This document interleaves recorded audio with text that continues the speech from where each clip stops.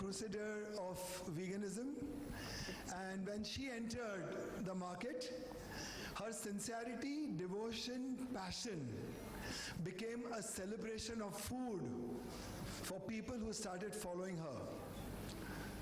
Literally, I mean, she looks very glamorous, but she doesn't bring glamour to food at all. She keeps it simple, yet very scientific, and yet very devoted to the environment and Mother Earth, so much so that we together became partners in crime, and we joined hands to give birth to yoga tea, which is cashew-based yogurt.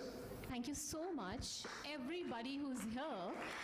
Audience. Okay, so before I start, I just want to ask one question, and I think I want the mic to go around, and anyone who wants to volunteer to please reply. Please. So the question is, what's the first thing that comes to your mind when you hear the word vegan? Just be very genuine and be very honest. Anyone, what's the first word that comes to your mind? Just anybody. Show of hands? Okay, Bhavna. Restrictive. Restrictive. Okay. What else? Healthy but no flavor. Okay. Anyone else wants to say aloud till we get the mic there? Yeah. Raw. Okay. Yeah. Right. Anything else? Boring. Plant-based. Yes. Vegan. No dairy products. No milk products. No dairy. Okay. How many of you all over here love your doodh, dahi, paneer, cheese? Can't live without it? I think it's more than half of the room right now. So please guys, don't hate me for this thing that I'm going to show you today, and I'm going to like kind of present in front of you, because these are the harsh facts of what we are eating and what we are putting into our body. All right. So, first week of Jan 2017, I told my husband, I think I'm going vegan. And he said, Neha, cut the crap. I don't blame his reaction, because for 28 years of my life, I was a girl who said, kuch bhi ho jaye. I'm not going to give up my non-veg for anything or anybody under the sun. And he warned me. He said, you better don't say this to anyone, don't announce it, because knowing you, you'll flip back. And you know what? To be honest, I didn't trust my own decision. I was sure I'm going to flip back. And we went to Goa after 2 months, and our friends were eating non-veg. And he said, do you want to have some? Because he knew the love I had for my non-vegetarian food. And I said, no, I don't think I want to eat it. So he's like, oh, okay. And that day, I knew I had turned vegan for good. And it's almost 6.5 years from then, and I'm standing here, a proud vegan in front of you. Never turned back. So, if you ask me, Neha, what happened? What made you make that switch? Frankly, I myself don't know. But I know one thing, that when, before becoming vegan, just like few months before that, I would question myself, why am I eating something dead on my plate? Does my body need that dead energy? Does someone really need to die to be on my plate? These were just the thoughts that were coming to me. It wasn't that I was consciously thinking it was just coming to me. And alongside, if I would eat that non-veg, while those thoughts are there in my mind and I'm eating the non-veg, my stomach would hurt in such a weird way that never happened earlier. And I think that was a sign. I think it was a sign from the universe that said, Neha, it's time for you to go vegan. And literally, universe gave me the strength, because if anyone who knows me before I was vegan would know my love for non-veg. So, okay, now I had to break the news to my family. My dad was super upset with me. He's like, are you crazy? Well, I was his partner in crime, quite literally, because I would share non-veg with him.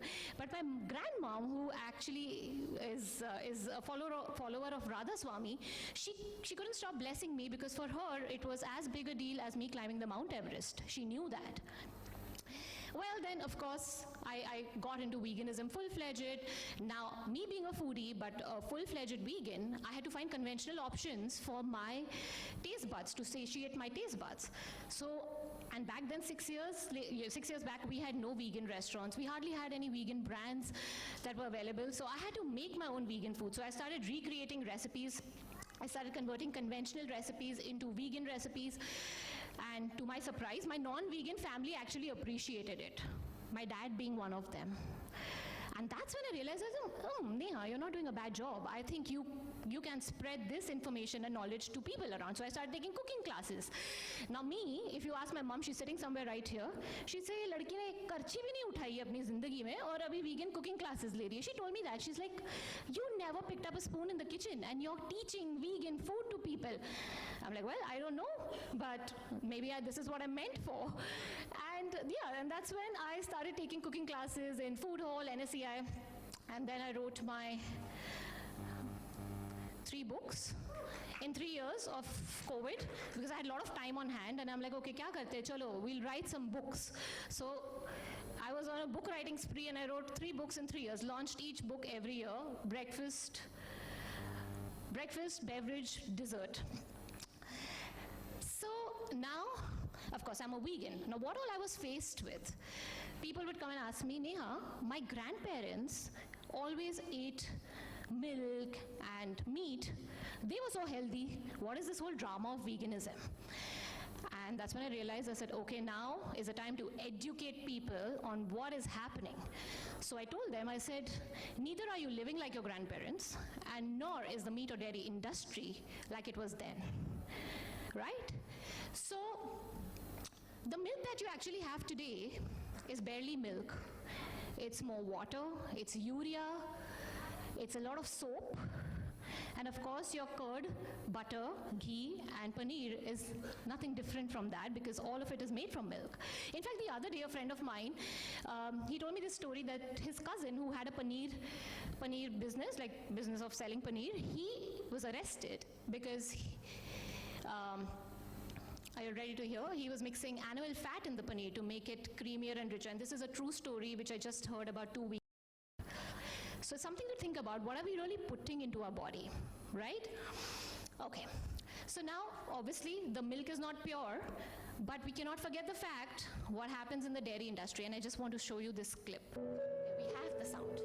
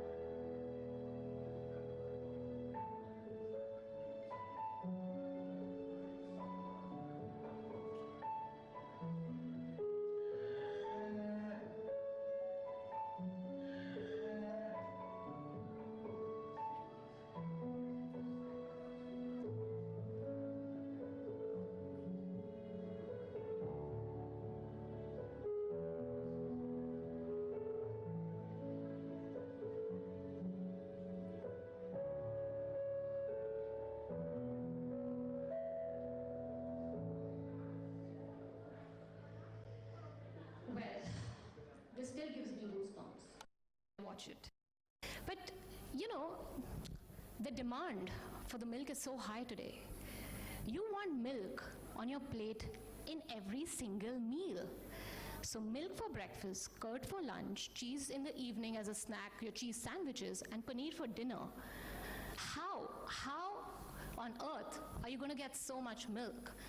Where from are you going to get so many animals to give you that milk? So obviously the dairy industry then, to get that milk on your plate, has to make them pregnant again and again, because the biology is the same. They just produce milk when they are pregnant, after they've delivered a baby, just like we humans do. So they're artificially inseminated, they're raised in poor conditions, absolutely poor conditions. They're not fed, they're not even let loose to go and graze. They are fed all the kachara that's left. And then they are really, the milking is not done as purely with hands as it was done in the Krishna era. It is done with machines. And after that, they are bruised.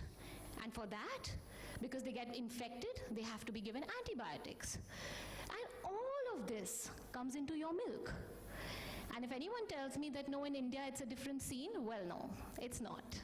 This is all over the world. This is the practice all over the world. And when you consume this milk, look at the pain that cow is going through. The baby is taken away. So what do you think is her energy? Is she happy? Is she giving you the milk like with pure joy and happiness, just like you would feed your baby? In fact, when a woman is pregnant, we tell her, अच्छा खा बेटा, अच्छा सोचो, अच्छा पियो, ताकि दूध अच्छा हो. When the cows are treated like this, दूध अच्छा कैसे होगा? आप सोचो. This is something for you to think. And then we are putting in all of that energy into our body, right? In fact, it's very funny, you know, we are the only mammals who want to drink milk till the time we die. I really don't know why, because you never would see a dog running to a horse mom for milk, or a cat running to a camel mom for milk. In fact, they don't drink their own mother's milk after a certain age. Once they are adult, they do not drink milk. Then why are we so obsessed with milk? Why are we so obsessed with having that white food or white liquid all the time in every meal? That's something that we really need to question. And also, okay, there's another video. Now let's talk about chicken. Who all love chicken over here? अभी तो कोई हाथ नहीं उठा रहा है. अरे, wow, nobody eats chicken here. Okay, let's just look at this. Animal Equality conducted an investigation into several chicken farms in Maharashtra, Gujarat and Andhra Pradesh to expose the cruel practices used in the process of chicken production. The investigators observed that it is a standard practice to give feed laced with antibiotics to make the chickens grow unnaturally fast. Their legs get crippled because of the excessive weight gain. They can't walk or reach their food or water. Many fall ill and die of starvation, while others die of heart attacks or respiratory infections. Once they reach their maximum weight, they are crammed into transport trucks and sent on journeys which last for hours, sometimes days, without food or water. At the meat market, they are crammed into small cages for hours and sometimes days without any food or water. Many birds develop various infections and diseases. There is no health inspection conducted on the birds. Their throats are slit, and they are thrown into a bin, left to die in agony. Sadly, this is the harsh reality for more than 530 million chickens in India right now. Please request the Government of India to reduce the suffering of chickens by introducing animal equality's recommendations. You salivate after you saw this? This is what the chickens go through. Their beaks are broken, their claws are clipped, they're in cages. Think of yourself being in that position. Are you going to be happy? No wonder why today we have so much depression, anxiety amongst people. No wonder why we have so many people dying with cancers, with diabetes, with heart attacks. And what are we blaming? Who are we blaming? We only have to blame ourselves because we are choosing to put this in our body. We are choosing to inflame our body. Inflammation is the biggest disease today, right? Inflammation is the cause of all diseases. What are we doing to ourselves? And who all love seafood here? Abhi sochoge chalo, chicken and that is not good. Seafood kha sakte hai shayad. Who all love seafood here? Now I have no show of hands. Huh? I'm really surprised with this. Okay, so let me tell you. the fish, the waters that, our waters today are highly polluted thanks to the industries. There's so much lead and mercury that's getting into the water, which the fish is feeding on, is getting into their flesh, and then it's getting into our livers. No wonder why our livers are dying today. Most people today, I see, most of my clients have some or the other liver diseases, fatty liver, liver infections, their liver is sluggish, gallbladder. Most people have their gallbladders taken out. Because all this mercury and lead that you take in gets into your body and gets settled in your liver, in your brain, in your organs. Guys, just think, what are you doing to yourself? Just think, what are you doing to your family in the name of health, in the name of taste, in the name of protein, in the name of calcium? All right. So, after all this, I used to meet a lot of people, okay? And there were a lot of myths around veganism, so I had to debunk them. So, the first myth, people would ask me, Neha, vegans don't get enough protein. How many of you all think the same? Don't show me hands like this. Please show me hands like this. Guys, that means vegan food is high in protein. Should I just consider? All of you all think? Not sure. All right. So vegans don't get enough protein. So okay, I just want to ask you, anybody out there? Okay, you. What does a horse feed on? Chana, grass. Isn't it the most muscular animal? Gorgeous, sexy, muscular animal. Yeah? How does it get its protein? It lives on protein shakes. Does it eat chicken? Does it eat meat? Does it drink milk? I've not seen any horse doing that. So the answer is that your protein in your body comes from your amino acids, which comes from grass and comes from all the plant foods which the animals eat, and then when you consume their meat is when you get the protein. But you can skip the meat and you can get the protein from your grass and your plant-based foods. It's as simple. All the foods that you eat contain amino acids which your body needs to build the protein in your body. You don't need to eat meat to get the protein, all right? Then they would say veganism leads to malnutrition. Well, today I feel most people are overfed and malnourished because of the foodless food we eat, and not really because you're going vegan. So I've seen a lot of clients who still have B12 deficiency after being hardcore non-vegetarians. Because the biggest fear is B12 kahan se aayega? Iron kahan se aayega? Omega 3 kahan se aayega? Well, if you're eating non-veg and you're still deficient, then there's some problem in your gut, because it's not what you eat, it's what you digest and absorb. Your body is not assimilating any of it.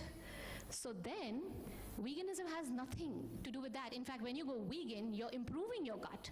You're just improving your gut function, digestion, absorption. So even a little bit of B12 that comes from your plant foods, or if you even have to take a little bit of supplement, gets well absorbed. And that is something that I started telling my clients that no, veganism does not lead to malnutrition, because I'm a living example, and after turning vegan, only good and good has happened to my body. I am better than I was before I turned vegan. So then they would say veganism is expensive. So I would ask, is cancer cheap? Is diabetes cheap? Is heart attack cheap? I mean, look at the medical bills that you have to pay. Look at the medicines that you have to buy every month. Is that cheap? So if you want to put all that crap in your body and buy those diseases for yourself, then yeah, maybe veganism is expensive for you. But otherwise, I don't think your dal, chawal, roti, sabzi, which is all vegan, is expensive, right? Then they would say veganism is just a fad. How many of you here felt that? This is a very common one. Veganism is a lifestyle. It's a choice you make to live in a certain way with awareness and to feed your body the right things. Veganism is not just about what you eat, it's about what you wear, what you choose to buy. Once I turned vegan, I stopped buying leather, because I felt it was just, it's hypocrisy. If I don't want to eat it but I want to wear it, how does that make me a vegan, right?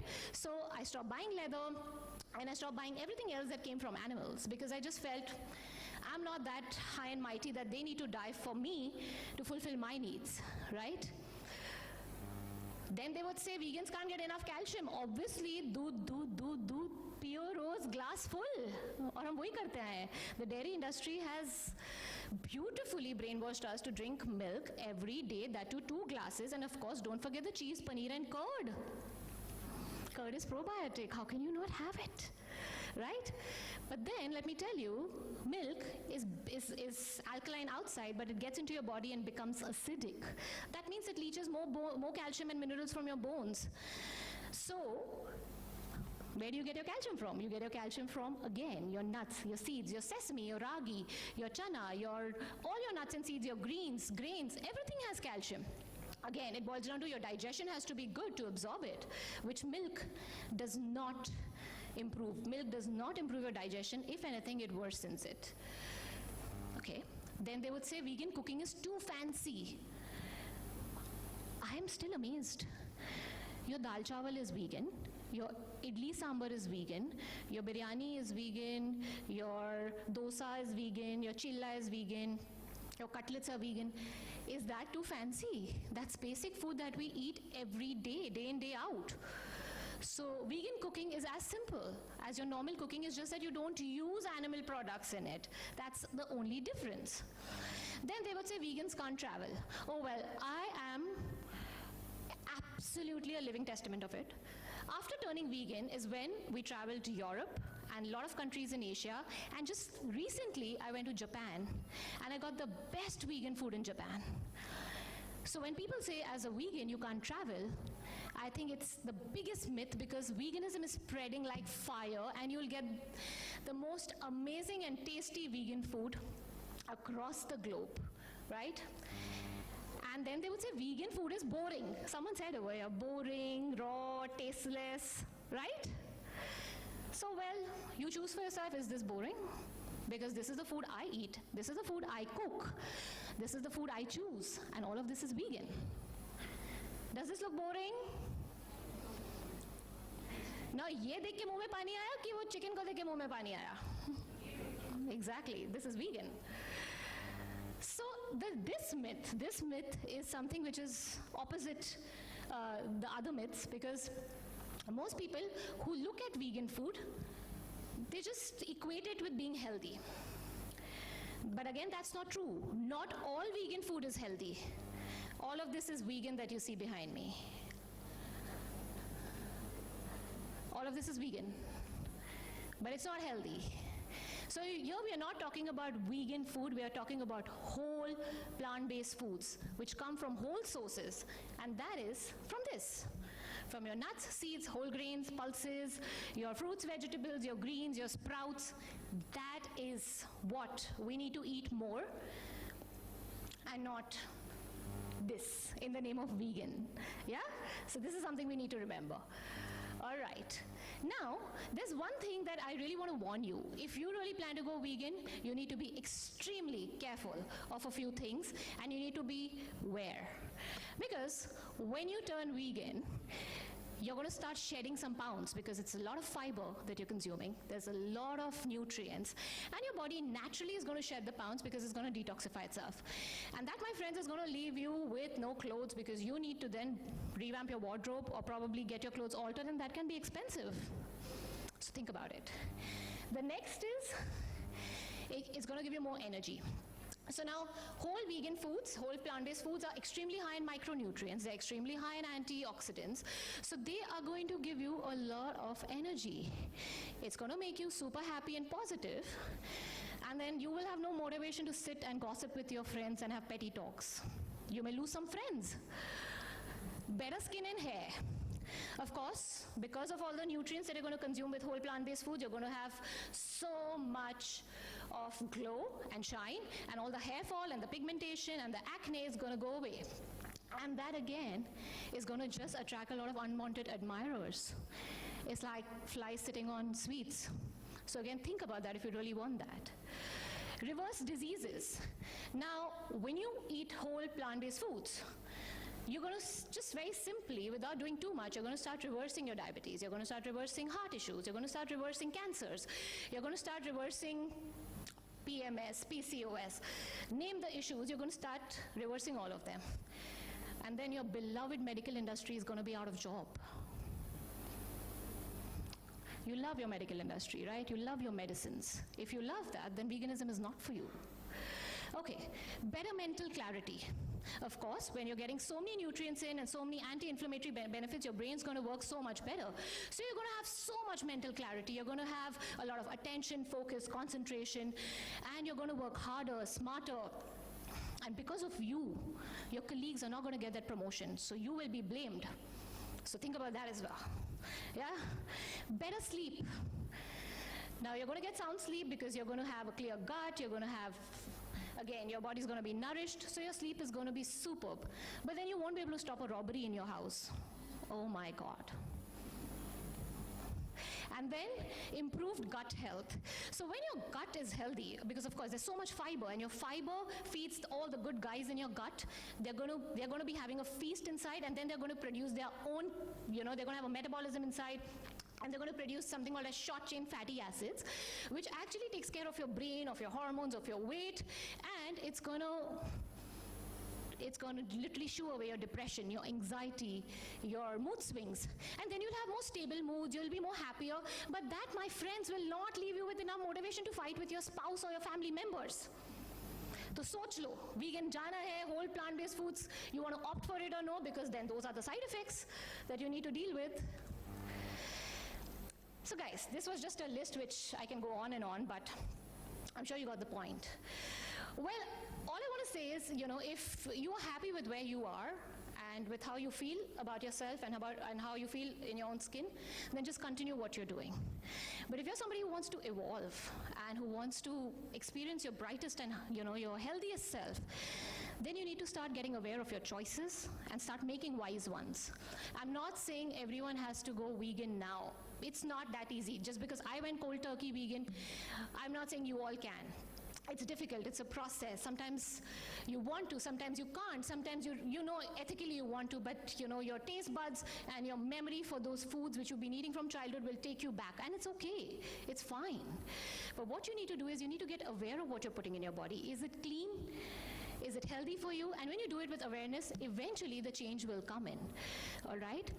And all you can do is take the first step is to choose more plant-based. If you, after seeing all of those videos that I showed you, if you're somebody who thinks that, yeah, I want to try this out, then just start getting aware of all the animal foods that you eat through the day. All right, make a list of them and start replacing them with healthier options. So these are some healthy options. Like if you see, you can take a screenshot of this if you want to, because this is just very generic. But you have some amazing healthy options to replace your meat, and you'll really not miss your meat and dairy products. And eventually your taste buds will also change because you'll only crave healthier then.